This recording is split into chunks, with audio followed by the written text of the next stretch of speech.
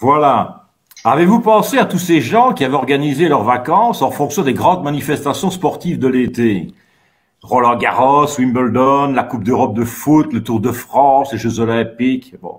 La Jupiler au frais, les chips plein les armoires, la carte Visa sur la table pour que madame puisse faire les soldes à son aise et surtout ne nous dérange pas pendant les goals, les records et les émotions tant attendues. Alors, on n'a pas eu de goal, on n'a pas eu de record, mais du côté émotion, on a été servi. La Belgique est montée plusieurs fois sur la première marche, avec ses bulles de 5, 10, 15, pour revenir à 5 personnes, sous peine d'amende de 250 €. À Bruxelles, par contre, on a toléré, dixit le bourgmestre, des bulles de 1000, 2000, 5000 personnes pour aller manifester contre le racisme, les violences policières, etc.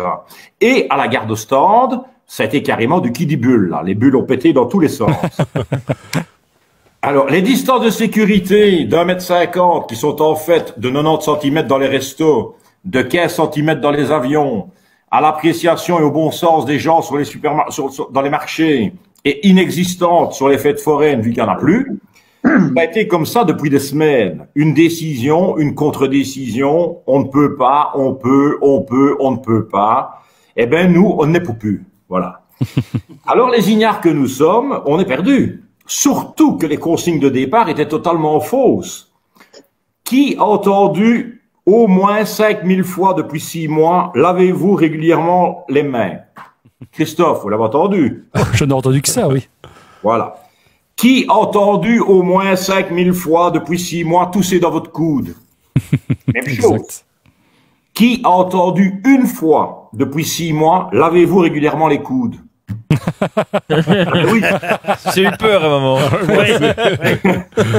Alors, c'est bien la peine de se passer les mains en napalm toutes les 10 minutes, si c'est pour laisser la bave, les glaires, les postillons s'accumuler dans le creux des coudes. Voilà. Enfin, on s'y fera. Par contre, ce qui va être pénible une fois de plus, ce sont les discussions de retour de vacances avec les collègues, les amis, la famille.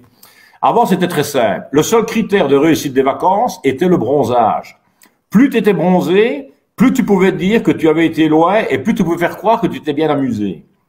Et comme à l'époque, la Belgique, par rapport aux pays méditerranéens, était toujours à l'ère glaciaire, eh ben, tu tirais de l'eau jusque par terre. Mais 2020 a apporté ces changements. Alors, Marie-Thérèse, ça a été tes vacances des... Ah ben non, on n'est pas parti, hein, c'est trop dangereux avec le Covid, tout ça. Hein. Ben non, hein. Moi j'ai autant de te dire que je me sentais nettement plus en sécurité en Espagne qu'en Belgique. Ils avaient pris des mesures top de chez top. Masque obligatoire pour les enfants, les parents, les chiens, les chats, les chevaux. Patrouille de police et de l'armée 24 heures sur 24 pour bien faire respecter les règles.